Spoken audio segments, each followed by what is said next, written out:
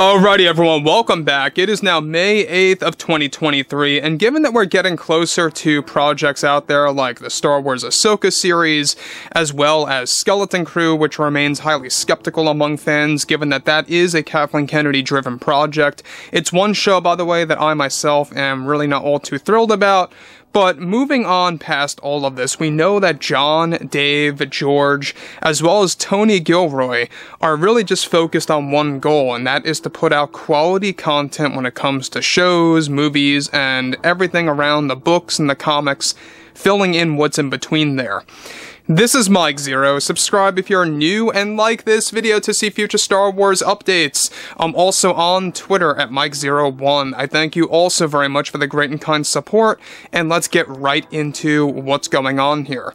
Now, we know that Jon Favreau has been very much direct and apparent with the fans, being very much, clear with the fan base and telling them the honest truth about what's been going on with Lucasfilm behind closed doors, what happened with Mandalorian Season 3, and how he didn't really have full control over that installment.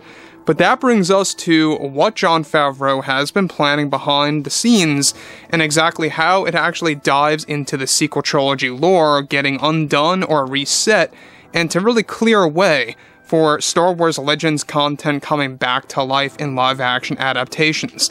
So let's actually tap right into exactly what's truly going on here, and what's really going on when it comes to everything related to Disney, Lucasfilm, and everything related to the overall structure of resetting the canon. So, while Jon Favreau is actually keeping in touch with the fandom, he recently was able to shed light on something very specific and important for the fandom by stating the following to the entire community.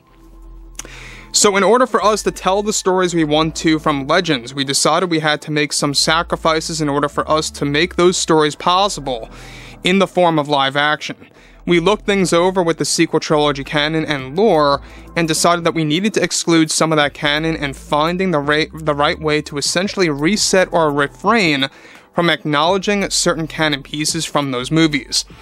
It was a tough call on our end that took months of pre-planning, but we finally found the right tools to making this possible, and it will be all teased in one of our upcoming Star Wars shows myself and Dave have been working on heavily.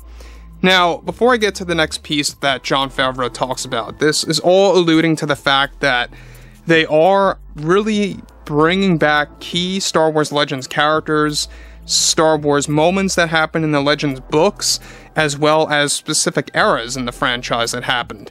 Now, you guys may or may not know this, but Favreau and Filoni have really been alluding to this for the past couple of months now, about how it is necessary to reset some of the sequel trilogy canon in order to pave way for the Legends tales that they want to tell. Now, we know that a lot of things are going to be shifted around involving Luke and his journey in between Episode 6 leading into Episode 7 and what the meaning of that all really is going to be about. We also have a lot of things shifting around for the character of Rey. This is also going to be told in the upcoming Family Tree book for starters in 2024.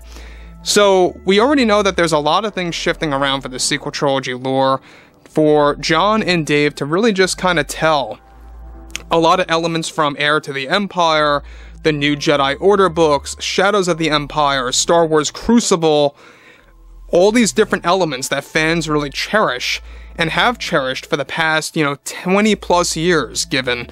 And so there's a lot of things that are really going to be treated carefully by John and Dave here. They have to make sure that what they are doing is going to be done right. Moving on. So he goes on to elaborate further. This allowed us to bring in popular Legends characters and new tales of Luke Skywalker that were before not going to be possible with some of the existing sequel trilogy lore. We had to think this through very carefully to make sure it was going to work for the fans, whether it be hardcore or casual fans alike, and to not make it this confusing mess for the community. I am proud to say that we will be able to talk more about these strategies we have in mind later this year, so all I ask is for fans to remain patient as we get the ball rolling on this one. Now again, guys, Favreau is really putting it out there that he wants the fan base to remain very patient. because he is beginning to see that, yeah, I mean, a lot of Star Wars fans are losing their patience. There's no doubt about this. And you know what? Rightfully so. I can understand why fans are getting very impatient with some of the Star Wars projects, is because Kathleen Kennedy was involved with too many things that really broke the franchise to a degree. We saw what she did with Mando 3, Kenobi, Book of Boba, the sequel trilogy movies, and more.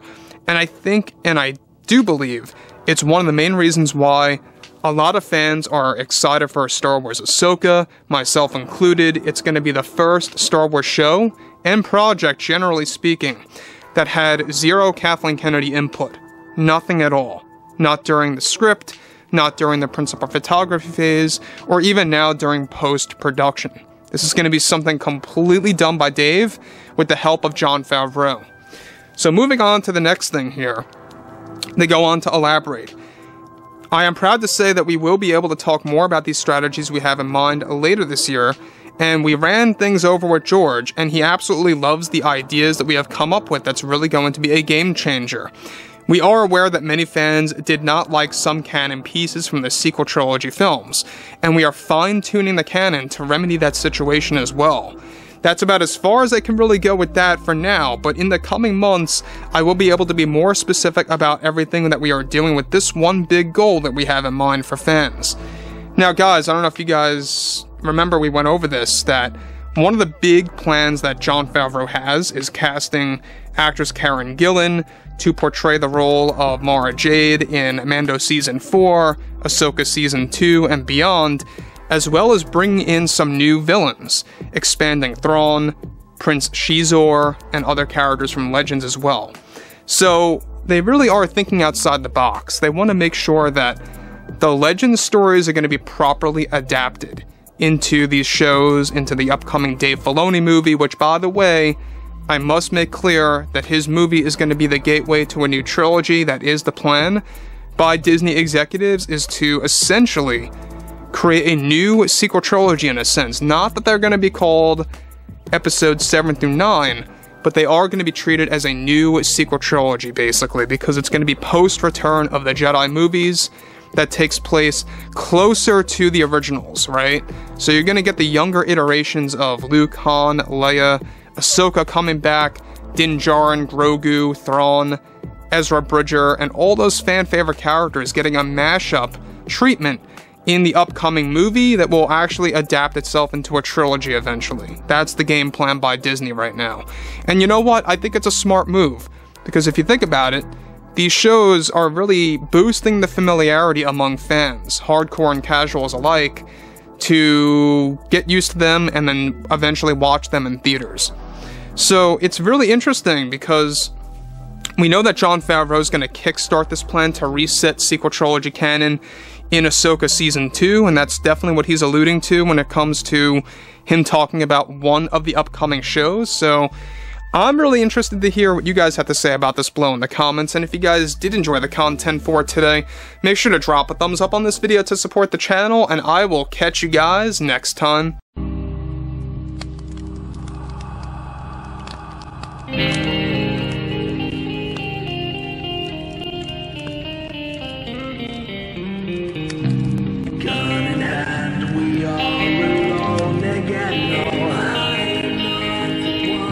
From night to moon, we hear them moans again.